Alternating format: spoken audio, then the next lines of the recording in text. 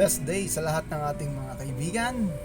Muli, nandito na naman tayo sa ating Bible Talk, God's Presence. So, pag-uusapan natin ngayon ang mga next topic dito sa ating Bible Talk.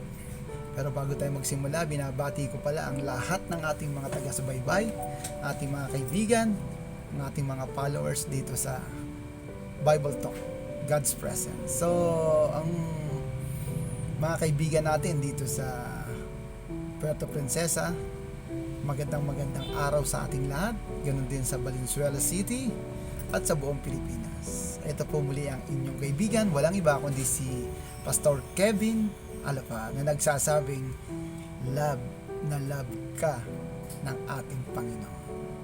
Okay, so ang magiging topic natin ngayon sa ating pag-uusapan ay yung napakagandang biyaya ng Panginoon sa atin. Dito sa ating ang sabi ng kasulatan dito sa 2 Corinto 1 versikulo 4, pinalalakas niya ang ating loob sa lahat ng ating paghihirap. Imagine niyo po, no? Ang sabi ng kasulatan, pinalalakas niya ang ating loob sa lahat ng ating paghihirap para sa pamamagitan ng kalakasan ng loob na ibinigay sa atin ng Diyos ay mapalakas din natin ang loob ng ibang naghihirap. Purihin ang salita ng Panginoon, no? Napakaganda nito. Si Lord din pala ang nagbibigay ng kalakasan ng ating loob. Importante kasi na once na nanghihina tayo, merong tao na magbibigay ng wisdom o payo na galing sa banal na kasulatan para lumakas ang loob natin. Napaka-importante po nun. Alam niyo po, hindi po pwedeng lahat tayo mahina ang loob. Pag nanghina ang loob natin, mapupunta tayo sa tinatawag na depression. Kaya napakahalaga na pagka may mga kaibigan tayo na nanghihina ang loob, huwag nating hayaang continue silang makaranas ng gano'n. Maganda po niya na share natin ang Word of God na makapagbibigay ng kalakasan. At higit sa lahat, hindi lang kalakasan, makapagbibigay ng liwanag sa kanilang kaisipan para hindi sila makapag-isip ng hindi maganda.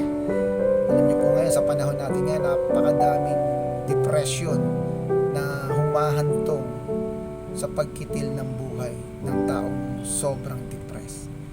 Kaya napaka-importante na kapag ang ating mga mahal sa buhay ay nadidepress, huwag nating hayaang mag-continue siya. So, mas better na makapakinig sila ng salita ng Panginoon. At kung ikaw mismo ay merong tinatawag na kaloob na nagbibigay ng pampalakas ng loob sa mga taong nanghihina, huwag mong hayaang nakatago lang ang kaloob ng iyong kapatid. I-share mo para ang taong nanghihina, kumbaga sa cellphone na na-lowbat, ikaw ang mag-charge sa kanila. At walang ibang pwedeng makapag-charge sa mga taong nanghihina kundi ang salita ng Panginoon. Napakahalaga po niya. So kaya sa lahat ng ating mga kaibigan, no, uulitin ko po ito. Itong 2 Corinto 1 versikulo 4. Uulitin ko ang kanyang salita. Pinalalakas niya ang ating loob sa lahat ng ating paghihirap. Kung nanghihina ang loob natin, si Lord mismo ang nagpapalakas sa loob natin, sa damdamin natin, sa ating isipan, para makapag-share din tayo ng mabuting balita sa mga nanghihina ang loob. Okay, no? Itutuloy ko ang pagbasa. Para sa pamamagitan ng kalakasan ng loob na ibinigay sa atin ng Diyos, ay mapalakas din natin ang loob ng ibang naghihirap. So, napaka-importante. Kaya talagang ang isang kasabihan na no man's in an island, no? Totoo po yan. Mahirap ang nag-iisa, lalo na kung ikaw lang mag-isa na humaharap sa iyong problema. Kaya napakahalaga na meron kang tinatawag nating ka-fellowship sa salita ng Panginoon. So marami po sa atin na once na dumarating na yung mga problema, minsan idinadaan natin sa bisyo, baka makalimutan. Pero hindi po yan ang magiging daan. So importante po na pag tayo ay may mga kinakaharap na problema, dapat tayong lumapit sa Panginoon. Hindi po natin kayang isolve ang anumang problema na dumarating sa atin kung sa pamamagitan din ng another problema, no? Sabi nga po dito sa Filipos 4 versikulo 6, no, ang sabi ng kasulatan, huwag kayong mag-alala sa anumang bagay, sa halip ilapit sa Diyos ang lahat ng pangangailangan nyo sa pamamagitan ng pananalangin na may pasasalamat. Yun po, napaka-importante pala. Kapag tayo ay humaharap sa anumang klaseng problema sa ating buhay, ilapit natin sa Diyos. Sabi niya nga, no, sa salita niya, dito ang sabi sa salita niya, huwag kayong mag-alala sa anumang bagay. Sa halip, ilapit sa Diyos ang lahat ng pangangailangan ninyo. So, meron tayong malalapitan, no?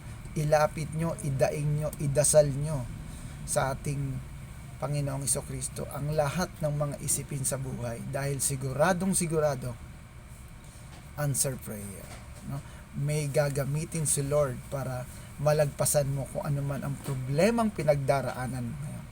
Kapatid, maraming mga taong nadidepress dahil sa tinatawag nating sobrang paghahangad sa mga bagay na kung ano yung wala sila. Ibig sabihin, kung anong mga bagay na meron ang kanilang mga kaibigan at wala sa kanila, dahil sa kagustuhan nilang magkaroon yan, doon nagkakaroon ng depression. So, kapag wala ang tinatawag nating contentment o yung kontento ka sa buhay mo, ay talaga magkakaroon ka ng problema. Kaya nga sabi ng salita, di ba? Ilapit sa Diyos ang lahat ng pangangailangan nyo. Di ba? Sa pamamagitan ng panalangin na may pasasalamat. So, kung tayo ay mayroong bagay na dapat nating ipagpasalamat, alam niyo po, ito yung tinatawag nating kalusugan. Kahit sabihin natin na ikaw ay walang katulad ng sa iyong mga kasama sa bahay o kapitbahay mo o katrabaho mo, kung sila man ay merong mga bagong nabibiling material, ikaw ay wala, ang dapat mong ipagpasalamat sa buhay mo, ikaw ay malusog, malakas at masigla. Dahil kung ikaw ay malakas, walang karamdaman, higit pa sa pera ang tinatamasa mo sa araw-araw. Yung magising ka lang sa umaga nang wala kang sakit, napakalaking bagay na para ipagpasalamat natin sa Panginoon. Alam nyo, ang isang bagay na pagising mo pa lang sa umaga, yung makaihi ka, no? Yung umihi ka lang ng maayos nang wala kang iniinda, ipagpapasalamat mo na yan, kapatid. Kaya hindi dapat tayo magkaroon ng tinatawag na depression dahil sa mga material na bagay na wala tayo. Yung kalusugan mo lang ay napakalaking bagay na. At higit sa lahat, siyempre, pag malusog din ang pamilya mo, ipagpasalamat natin sa Lord dyan. Dahil marami ang nasa ospital na gumagastos ng napakamahal dahil ang kanilang kalusugan ay nagkaroon ng problema. Pero ikaw na tinatawag nating walang masyadong material na bagay, pero wala ka namang sakit, sobrang lusog mo. Kaya kapatid, ang kalusugan ay sobrang napakamahalaga, no? Aanuhin mo ang tinatawag na material na bagay kung meron namang kasama sa pamilya na merong karamdaman, ay mawawala po yung tinatawag nating peace of mind. Kaya maraming dahilan o maraming bagay tayo ay magpasalamat sa Panginoon. At ihingi natin kung ano man ang mga bagay na kailangan natin. Ilapit mo, idalangin mo sa Panginoon. Ang number 1 na unang-unang ipinagkaloob sa atin, lalong-lalo na sa mga tinatawag nating mga kapatiran na may pananampalataya sa ating Panginoong Jesucristo. Yung kalusugan lang natin, yung kalusugan ng pamilya natin, isang malaking pagpapala at biyaya na yan sa ating Panginoon. Alam niyo, minsan, maranasan mo lang yung mahirapan kang umihi, yung hindi ka makaihi sa maghapon, ay sobrang grabe na po yun. Walang halaga ang pera kung hindi ka makakaihi, no? Yun lang, kahit anong sabihin nating gustong gusto mong matulog pero hindi ka makatulog, hindi po nababayaran yun ng pera. Dahil ang tulog, bigay din yan ng Panginoon, yung masarap na tulog. Kaya maraming dahilan para magpasalamat tayo sa Panginoon, no? Lalo na sabi dito sa Lucas, no? Sa Lucas 11 versikulo 10, no? Ang sabi, sapagkat ang lahat ng humihingi ay nakatatanggap. Imagine mo. Ang naghahanap ay nakakakita at ang kumakatok ay pinagbubuksan. So, napaka sarap po ng salita ng Panginoon.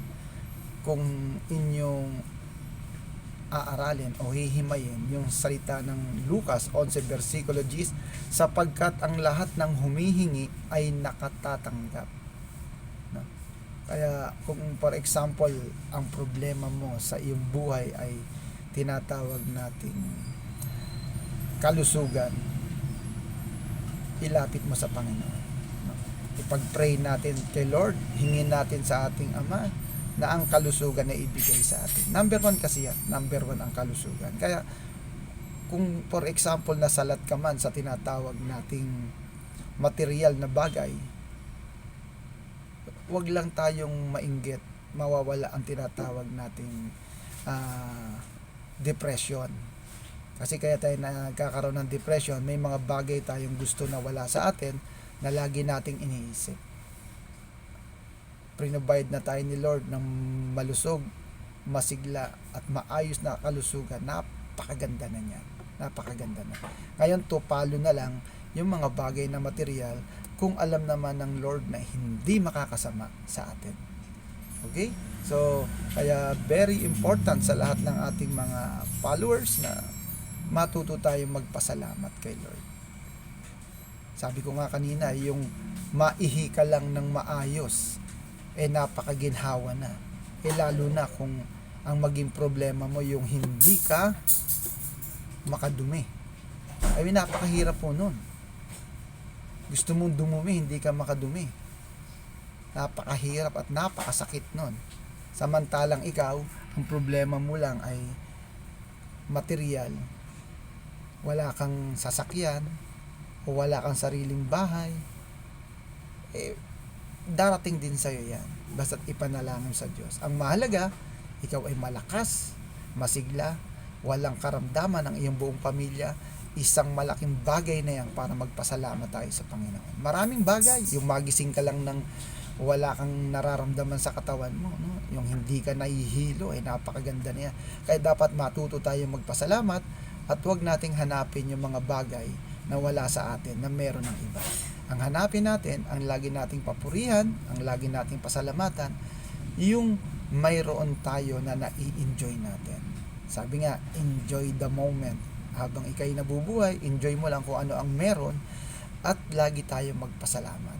At higit sa lahat, kung ano yung mga tinatamasan nating kasiyahan, i-share natin sa ating mga kasama sa bahay, kapatiran, kaibigan, kaklase o kasama sa trabaho, na napakabuti ng Panginoon na dapat tayong magpasalamat. Lalo na doon sa mga taong tinatawag nating nanghihina ang loob.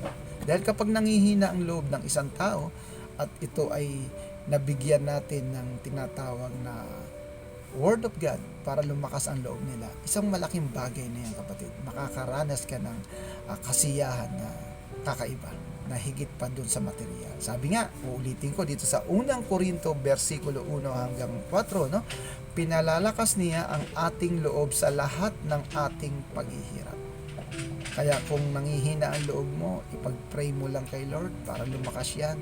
At higit sa lahat, pag malakas na ang iyong loob, naintindihan mo na, nalagpasan mo, i-share mo sa mga nanghihina ang kalooban. At dito, mapupurihan ang ating Panginoon. Napakaganda po nito, no? So, ito po ang ating Bible Talk, God's Presence, na mahalaga na sa bawat oras matuto tayo magpasalamat at magpuri sa Panginoon. Ano man ang meron na nasa isip natin, tinatamasa natin. Una, syempre, ang kalusugan. Ang kalusugan mo, kalusugan ng pamilya mo, ng mga anak mo, asawa mo, at higit sa lahat, ikaw ay pinagpala at mahal na mahal ka ng Panginoon. So, muli sa lahat ng ating mga taga-subaybay, ito po muli ang ating Bible Talk, God's Presence. Magkita-kita muli tayo sa susunod na episode. Bye-bye!